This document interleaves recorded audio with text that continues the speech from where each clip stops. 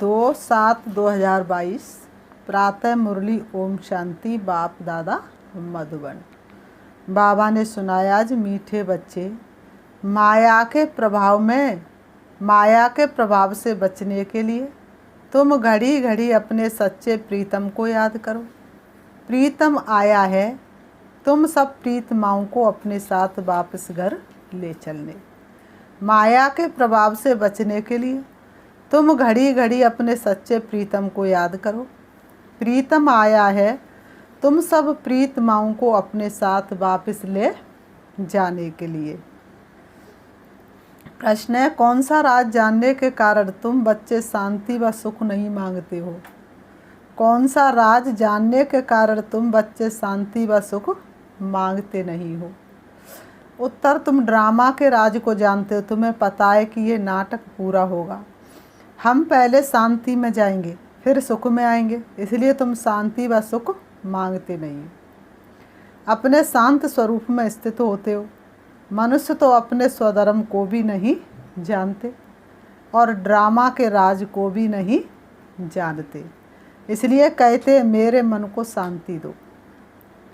इसलिए कहते भगवान मेरे मन को शांति दो। ना तो वो ड्रामा के राज को जानते हैं और ना ही स्वधर्म को जानते कि मेरा स्वधर्म ही शांति है। अशांति तो मैंने ही अपने अंदर प्रकट की है ना।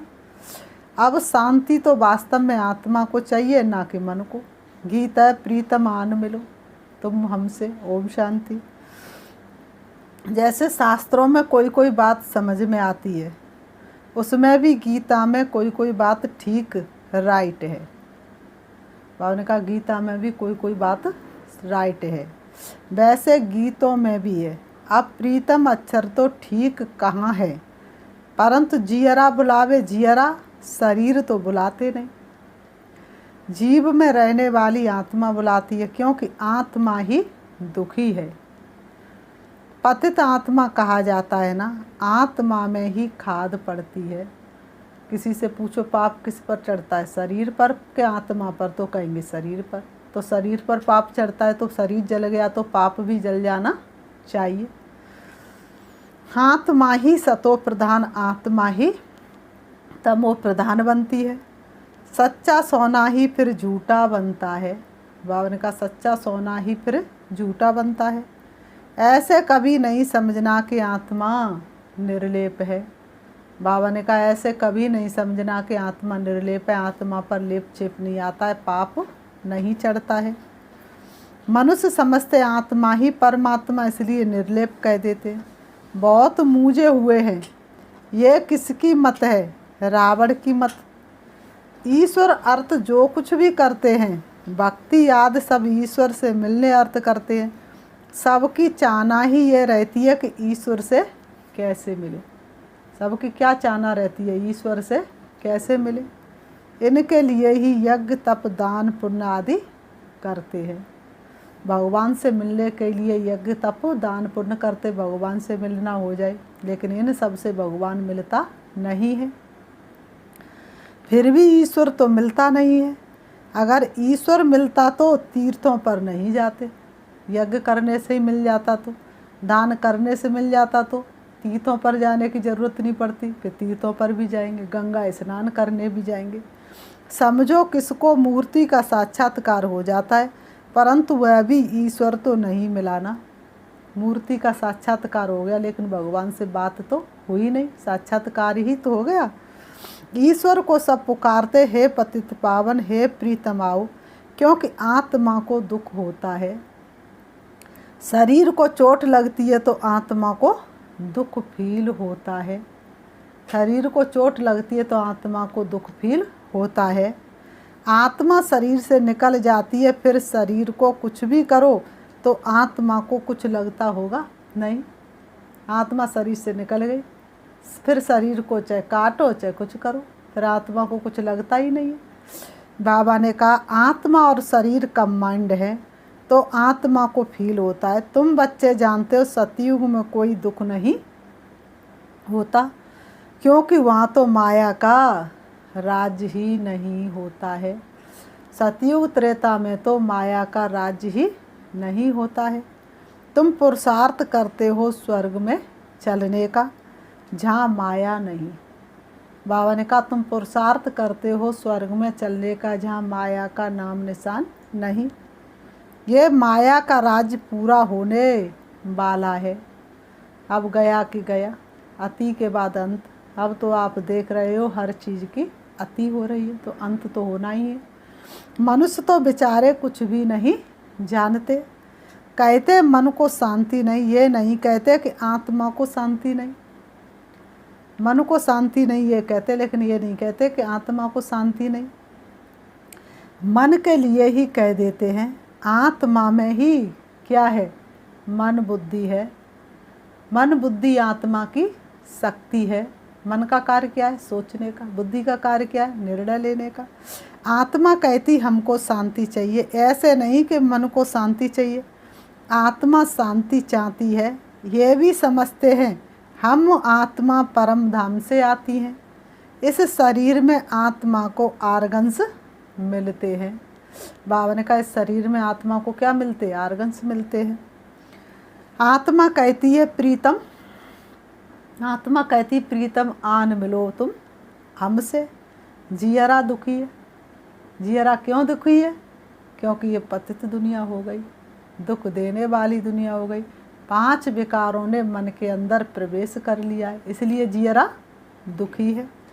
अब जीव और मन में कितना फर्क है? मन और बुद्धि आत्मा की क्या है? शक्तियाँ हैं। और ये शरीर आर्गन से। मन और बुद्धि आत्मा की शक्तियाँ, शरीर आर्गन से। इन बातों को और कोई नहीं जानते। वास्तव में आत्मा का नाम लेना चाहिए, शांति आत्मा को चाहिए। अब आत्मा आर्गन्स द्वारा विकर्मों पर जीत पा रही है। ऐसे नहीं कि मन पर जीत पा रही है, नहीं, माया पर जीत पाते हैं। परमपिता परमात्मा की श्रीमत से जब हम शिव बाबा की श्रीमत पर चलते तब मन पर जीत पाते हैं। बाकी मन को शांति चाहिए ये कहना भी क्या है? रॉन्ग है। मन को शांति चाहिए ये कहना भी रॉन्ग है। ऐसे नहीं कि मन को सुख चाहिए, मन को क्या चाहिए? शांति चाहिए।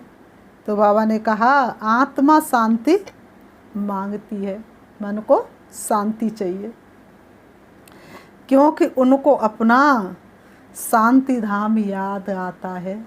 आत्मा का मूल निवास कहाँ है? शांति धाम। इसलिए उनको शांति धाम याद आता है, इसलिए कहती मुझे मन को शांति चाहिए। अभी तुम बच्चे आत्मा और परमात्मा के भेद को जान गए हैं। दुनिया में तो लोग कहते हैं आत्मा सो परमात्मा, लेकिन अभी तुम आत्मा परमात्मा के भेद को जान गए हो। बाप कहते हैं प्रीतमाएँ अपने प्रीतम को घड़ी घड़ी याद करते रहो। शिव बाबा कहते हैं प्रीतमाओं अपने प्रीतम को घड़ी घड़ी याद करते रहो। प्रीतम भी जानते कि इन पर माया का बहुत बार है। घड़ी घड़ी माया भुलाकर दे अभिमान ले आती है। आत्मा को पहचान मिलती है, हम शांत स्वरूप हैं। इसलिए आपस में क्या करते? ओम शांति। ओम शांति का अर्थ क्या है? मैं आत्मा भी शांत स्वरूप और तुम आत्मा भी शांत स्वरूप। आत्मा का स्वधर्म ही है शांति। स्वधर्म को भूल आत्मा दुखी होकर पुकारती है। हमको शांति चाहिए, मुक्ति चाहिए। शांति के बाद फिर है सुख। सन्यासी तो ड्रामा के राज को जानते नहीं है, उनको तो ड्रामा का राज पता नहीं है। शांति देश को भी नहीं जानते। साधु सन्यासी न ड्रामा के राज को जानते और ना ही शांति देश को जानते, ना वापस जा सकते, ना किसी को ले जा सकते। तुमको पक्का पक्का निश्चय है हम आत्मा परम धाम की रहने वाली हैं। तुम्हें चलते फिरते क्या याद आता? अपना घर और अपना पिता, क्योंकि तुमको पक्का निश्चय हुआ है। हमने 84 जन्मों का पार्ट बजाया है, अब पार्ट पूरा हुआ, घर वापस चलना है। ये आत्मा कहती है प्रीतम हमको मिला है, तो हमको मिली ऐसी खुशी जो कभी मिटती नहीं। भक्ति मार्ग में सब प्रीतम को याद करते, सच्चा प्रीतम एक है, एक का ही नाम लेते। तुम सब समझते हो हमको प्रीतम मिला है। अभी इस साधारण तन में बैठे हैं, इनका नाम क्या है? ब्रह्मा। साधारण तन में, जिस तन में भगवान प्रवेश करते उनका कर्तव्यवाचक नाम ब्रह्मा रखते हैं। तुम ब्रह्मा कुमार कुमारियाँ हो, सबको ये समझाओ ब्रह्मा कुमार कुमारियों के आगे प्रजापिता न आने से ये मूझ हो जाती है। प्रजापिता अक्षर न होने से मनुष्य समझ नहीं सकते। प्रजापिता को तो सब जानते हैं, प्रजापिता को तो सब जानते हैं, ब्रह्मा को फिर सूक्ष्म वतनवासी समझ लेते हैं। तुम प्रजापिता ब्रह्मा कहेंगे तो समझेंगे प्रजापिता ब्रह्मा कुमार कुमारियाँ बरोबर हैं। तुम प्रजापिता कहेंगे तो प्रजापिता ब्रह्मा कुमार कुमारियाँ बरोबर हैं। इसलिए पूछा जाता है प्रजापिता से क्या संबंध है, इसलिए पूछा जाता है प्रजापिता ब्रह्मा से तुम्हारा क्या संबंध है। पिता अक्षर तो पहले है ही, शिव को परम पिता परमात्मा कहते हैं। अब तुम जान गए हो, एक है पारलौकिक पिता और दूसरा है प्रजापिता ब्रह्मा। लौकिक बाप को तो जानते ही हैं, शरीर के पिताओं को तो सब जानते ही हैं, और परम पिता को भी पुकारते हैं, लेकिन प्रजापिता ब्रह्मा को कोई भी जानते नहीं है। तुमको तीन पिताओं को अब समझा है, और कोई दुनिया में नहीं जानते। सतयुग में भी पारलौकिक बाप को नहीं जानते, वहाँ पर भी पारलौकिक बाप को भूल जाते हैं। वहाँ उनको एक पिता होता है। अब इस संगम पर तुम्हारे कितने पिता हैं? तीन पिताएं हैं। बाबा ने कहा तीनों ही पिताएं संगम पर ही हो सकते हैं, ना सतयुग में और ना ही कलयुग में। संगम पर ही तीन पिता से मिलन होता है, फिर कभी हो न सके। ये संगम जैसा सुहावना समय फिर कभी हो न सके। एक है ऊंचे ते ऊंच बाप जिससे वर्षा मिलता है, दूसरा बच्चा ब्रह्मा जिससे बच्चों को एडॉप्ट करता हूँ। ब्रह्मा मुख वंशावली गाए हुए हैं, इसलिए दिखाते ब्रह्मा के मुख से ब्राह्मण पैदा हुए। बताओ मुख से बच्चे कैसे पैदा हो सकते, लेकिन ब्रह्मा के मुख के द्वारा भगवान जब ज्ञान सुनाते तब हम मुख वंशावली ब्राह्मण कहलाते हैं। वह ब्राह्मण लोग सिर्फ कहते हम ब्रह्मा की औलाद हैं, परंतु ऐसा नहीं समझते कि हम ब्रह्मा की मुख वंशावली हैं। वह तो है ही कुक वंशावली। मुख वंशावली सिर्फ इस समय ही होते हैं। वो कौन है? कुक वंशावली। मुख वंशावली सिर्फ इस समय ही होते हैं। बाबा ने कहा शिव के लिए मुख वंशावली नहीं कहेंगे, उनको सब फादर मानते हैं। तीन पिताएं हैं, शिव बाबा की और प्रजापिता ब्रह्मा की सब संतान हैं। लौकिक में तो है ही, तो ये पक्का याद करना चाहिए। बाबा ने कहा ये पक्का याद करना चाहिए। फिर समझाया जाता है परम पिता परमात्मा का कोई बाप टीचर नहीं है। परमात्मा वही जो किसी से सीखा हुआ ना हो, परमात्मा वही जिसने किसी की पालना न ली हो, परमात्मा वही जो सर्वोच्च हो, सर्वधर्म मान्य करे, वो एक शिव। ये भी उस बाप को याद करते हैं, वही परम पिता भी है, परम शिक्षक भी है, रोज शिक्षा दे रहे हैं भिन्न भिन्न प्रकार की। तुम जानते हो कि प्रीतम हम प्रीतमाओं को बैठ समझाते हैं। वही पतित पावन है, हमको ले जाने के लिए आए हैं। शिव बाबा हमको ले जाने के लिए आए हैं, दुख से छुड़ाते हैं। तुम जानते हो अब ये दुख की नगरी बदली होकर सुख की होगी। अब ये दुख की दुनिया का बदल कर सुख की दुनिया आएगी। रावण राज्य खत्म होना है, आखिरी क्या होगा? मौत तो आएगा जरूर। बाबा ने कहा आखिरी मौत तो आएगा जरूर। रावण का बुत भी यहाँ ही बनाते हैं। राम राज्य और रावण राज्य बाबा ने कहा संगम पर ही होता है। राम राज्य भी, रावण राज्य भी इस भारत पर ही होता है। बाप आकर समझाते हैं, इस रावण ने ही तुम भारतवासियों का राज्य छीना है। अब किसका राज्य चल रहा है कलयुग में? रावण का। सतयुग में किन का राज्य? राम का राज्य। राम राज्य अर्थात सुख शांति, तो सतयुग त्रेता में सुख शांति होती है। तो हार और जीत तुम भारतवासियों की होती है। रावण के आने से तुम वाम मार्ग में चले जाते हो, रजो तमो होते होते तमो प्रधान हो जाते हो। रावण को तुम यहाँ ही जलाते हो। बरोबर रावण राज्य है, बाकी सीता आदि को चुराने की कोई बात ही नहीं। अब बताओ, इतना बड़ा राजा राम, उनकी सीता को कौन चोरी कर सकता है? ये तो राज्य ही रावण का है। बावन का सब मनुष्य मात्र रावण के राज्य में है। रावण राज्य में है दुख, राम राज्य में है सुख। राम भगवान को ही कहा जाता है। एक राम दशरथ का बेटा, एक राम जगत निर्लेपा, एक राम घट घट में बैठा। तो कौन से राम को याद करते जो जगत से निर्लेप है? तुम्हारी बुद्धि वहाँ चली जाती है, और कोई की बुद्धि में ये बातें है ही नहीं। बाप ही आकर पारस बुद्धि बनाते हैं।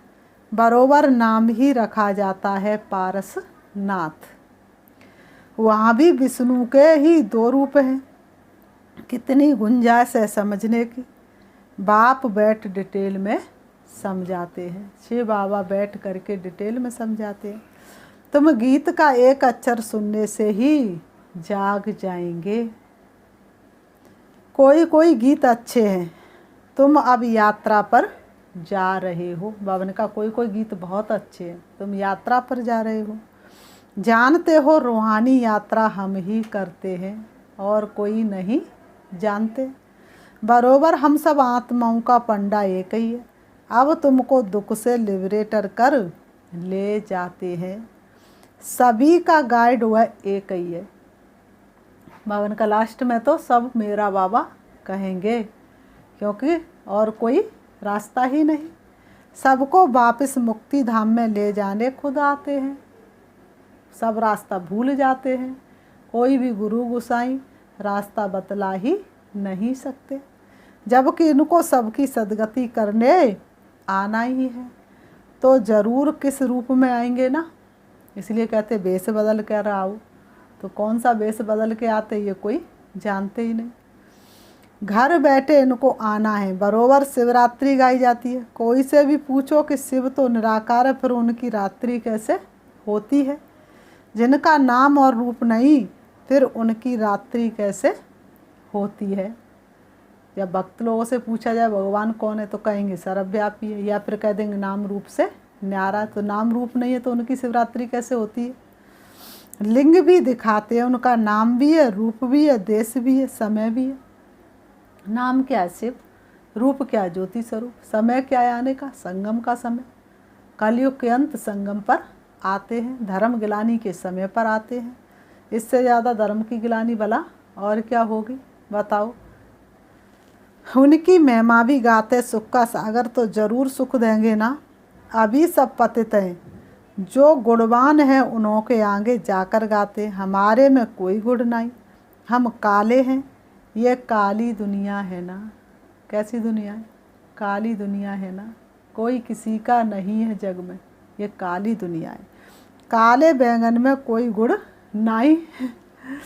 काले अर्थात सामरे पतित आदमियों में कोई गुण नहीं है। बाबा ने कहा गुण तो जो गोरे पावन है उनमें ही होंगे। तुम एक बाप से सुनते और कोई बात सुनते नहीं हो। जब बाबा मिल जाता है तो बाबा के अलावा किसी की बात अच्छी नहीं लगती। इसलिए गाते ऐसे प्यार का मधुर रस पीते सब रस लगते फीके। भगवान के प्यार का जो रस पी लेता उसे कोई रस अच्छा नहीं लगता।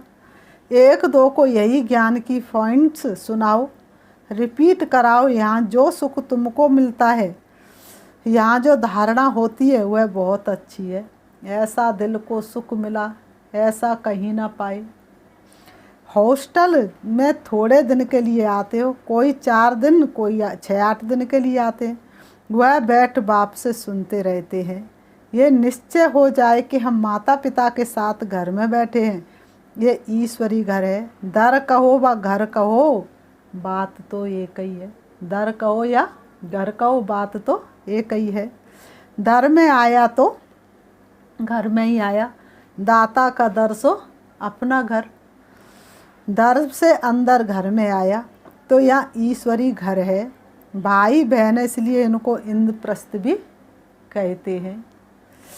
ये ज्ञान सब्ज परियां हैं, नंबरवार नाम रख दिया है। ये है शिव बाबा की दरबार। यहाँ से तुम बाहर जाते हो तो तुम्हारी अवस्था में रात दिन का फर्क पड़ जाता है। माऊ मधुबन में और सेंटर पर। मधुबन में जो अवस्था जमती वो सेंटर पे नहीं, सेंटर पे जमती है वो गीता पाठशाला में नहीं, जो बीके पाठशाला में जमती है वो घर में नहीं। तो बाबा ने कहा यहाँ में और घर में तो रात दिन का फर्क है। सर्विस पर जाने वालों की बुद्धि में ये रहता है कि सर्विस करें। ड्रामा चक्र को भी समझाना बहुत सहज है। हम सब तैयारी कर रहे हैं, चलना है घर वापस। अब तो यही ज्ञान का सार, तो हम चलने की तैयारी कर रहे हैं। बाबा हमें लेने के लिए आए हैं। बैग बैगेज तैयार करना है। बाबा कहते तुमको क्या करना है? बैग बैगेज तैयार करना है। बाप को पुराना ककपन देते हैं, बाबा बदले में सब सोना देते हैं। ज्ञान मान सरोवर में तुम क्या करते हो? डुबकी लगाते हो। ये है पढ़ाई की बात, जिससे तुम स्वर्ग की परी बन जाते। बाकी परी और कोई चीज़ नहीं, पंख आदि नहीं है। वहाँ के महल जेवर आदि कैसे अच्छे होंगे? सतयुग के महल जेवर आदि कैसे अच्छे होंगे? अभी माया ने पंख तोड़ डाले हैं। मक्खी बैठी शहद पर रही, पंख चिपकाए। उड़ने का तो मन करे, लालच बुरी बलाए। तो माया ने सबके पंख तोड़ डाले हैं, उड़ नहीं सकते। ये समझने की बात है, समझाया जाता है। आत्मा जैसे रॉकेट है, समझाया जाता है। आत्मा जैसे रॉकेट है। रॉकेट ऊपर में जाते हैं तो समझते हैं खुदा के नज़दीक जाते हैं। अब खुदा वहाँ कोई बैठा है क्या? अब खुदा वहाँ कोई बैठा है क्या? ये सारी पलटन आत्माओं की जाती है। बुद्धि में आना चाहिए बाबा हमारा क्या है? पंडा है। ढेर की ढेर आत्माओं को ले जाते हैं। बाबा हमारा पंडा है, ढेर की ढेर आत्माओं को वापस ले जाते हैं। बाप कहते मेरा काम ही ये है, मैं सहज राजयोग और ज्ञान सिखलाता हूँ। मैं नॉलेजफुल हूँ, मैं आता तो हूँ ना। इनमें बैठ तुमको अपना परिचय देता हूँ। जैसे तुम्हारी आत्मा में 84 जन्मों का पाठ है, तो मेरे में भी पाठ है। तुम्हारी में 84 जन्मों का पाठ है। जब तुम पतित बन जाते तो तुम्हें पावन बनाने का पाठ शिव बाबा का है, जो मैं रिपीट करता हूँ। 5000 वर्ष बाद फिर से आता हूँ और रिपीट करता हूँ। तुम्हारा पाठ जास्ती है। मैं तो आधा कल्प के लिए वानप्रस्थ में बैठ जाता हूँ। तुम्हारा ऑलराउंडर पाठ है। कहते हैं भगवान को प्रेरणा आई सृष्टि रचने की, समझते नहीं हैं। बाप कहते हैं मेरा पाठ आता है तो मैं इस साधारण तन में आकर तुमको राजयोग सिखलाता हूँ। मैं गर्म में तो आऊँगा ही नहीं, जरूर मनुष्य तन में ही आकर राजयोग सिखलाऊँगा। ये कच्छ मच्छ में आऊँगा या कच्छ मच्छ में आऊँगा? बताओ भगवान कच्छ मच्छ में कैसे आ सकता है? मैं पतित को पावन कैसे बनाता हूँ ये भी तुम जानते हो। बावन का शिक्षा बैठ देता हूँ। परम पिता परमात्मा आकर सहज राजयोग और ज्ञान सिखलाकर विश्व का मालिक बनाते हैं। इनको जादूगर भी कहते। बताओ कितना बड़ा जादू है, जो नर से नारायण और नारी से लक्ष्मी बनाए। इससे बड़ा जादू तो कोई हो नहीं सकता, क्योंकि नरक को स्वर्ग बना देते हैं। तुमको सारा राज अच्छी रीति समझाते रहते हैं। सृष्टि का विनाश कैसे होगा, ये आपस में कैसे लड़ेंगे। भाई भाई का कत्ल करेगा और पता है कि कितना बड़ा दुख है, फिर भी माया प्रवेश कर जाती है, तो ऐसे ही तो दुख बढ़ेगा। रक्त की नदियाँ कैसे बहेंगी, फिर दूध घी की नदियाँ बहेंगी। अंत होगा तुरंत ही, फिर आदि शुरुआत। ये बाप बैठ समझाते हैं, पांडव लड़ते हैं क्या, बाप कहते दे अभिमान छोड़ मामे कम याद करो, तो अंत मति सो गति हो जाएगी। तत्व योगी समझते हम ब्रह्म में लीन हो जाएंगे, परंतु ब्रह्म में लीन अथवा ज्योति में कोई समाते नहीं है। बाप कहते हैं मन मनावव, सिर पर पापों का बोझा बहुत है। याद से ही विक्रम विनाश होंगे, नहीं तो धर्मराज द्वारा बहुत सजाएं खानी पड़ेंगी। हमको तो बस शिव बाबा की याद में जाना चाहिए। अगर बहुत समय से याद नहीं करेंगे तो पिछाड़ी में वह अवस्था नहीं रहेगी। बहुत सन्यासी लोग भी ऐसे बैठे बैठे जाते हैं। भक्तों की महिमा भी कोई कम नहीं है, फिर भी पुनर्जन्म तो सबको लेना ही है।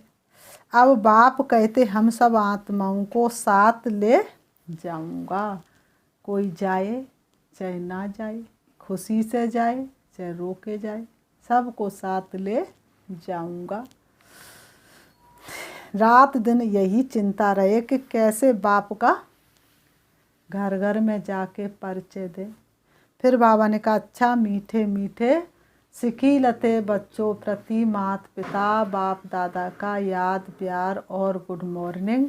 रूहानी बाप की रूहानी बच्चों को नमस्ते। हम रूहानी बच्चों की रूहानी बाप दादा को याद प्यार और नमस्ते नमस्ते नमस्ते। धारणा के लिए मुख्य सार नंबर 1, एक बाप से ही सुनना है और कोई से कोई बात नहीं सुननी है। तुम संग खेलूं तुम संग खाऊं, तुम्ही से रास रचाऊं, तुम्ही से सुनूं तुम्ही से बैठूं, तुम्ही से बोलूं, एक बाप से ही सुनना है। ज्ञान ही मुख से रिपीट करना है और कराना है।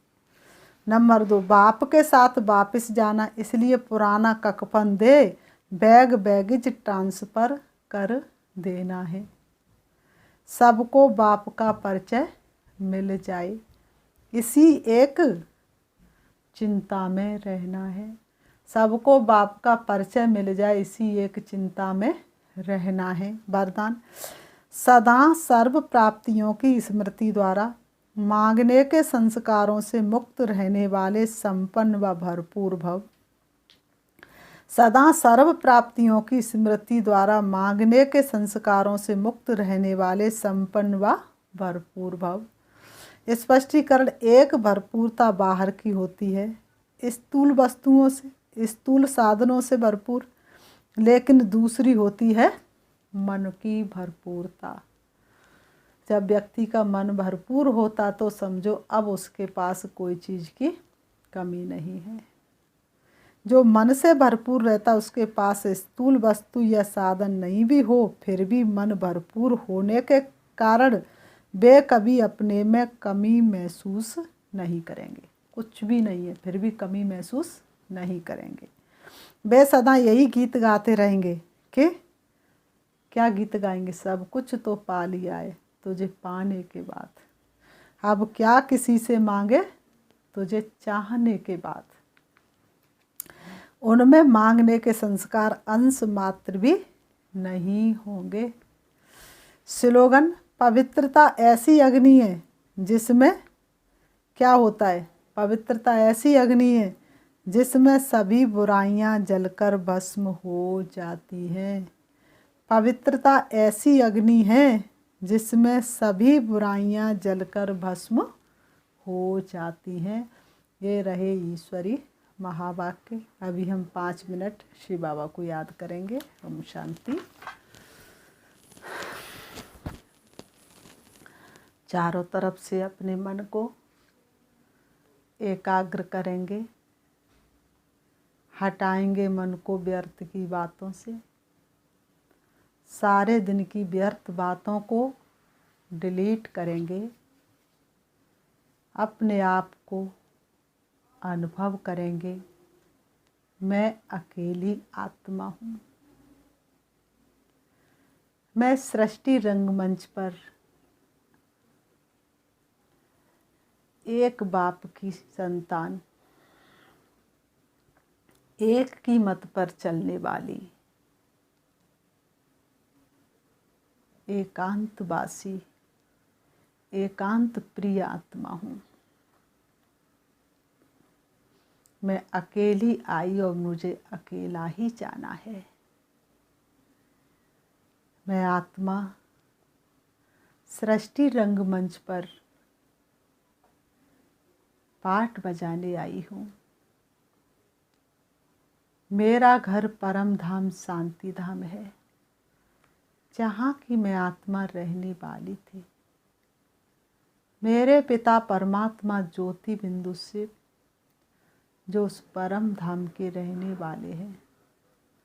परम धाम से मुझे आत्मा ने सृष्टि रंगमंच पर अनेक नाम रूप वाले वस्त्र धारण कर पाठ बजाया।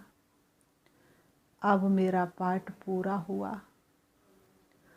मुझे अपने घर वापस परम धाम जाना है। मैं आत्मा चली जा रही हूँ। मन और बुद्धि से हवा से भी तेज उड़ रही हूँ। लाइट की किरणों को चारों तरफ बिखेरती हुई चली जा रही हूँ।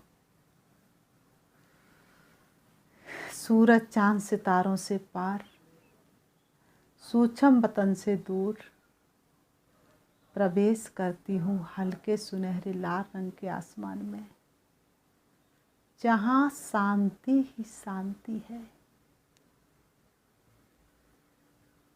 चारों तरफ प्रकाश ही प्रकाश है, जहाँ देह और देह के संबंधों का कोई भी याद नहीं है।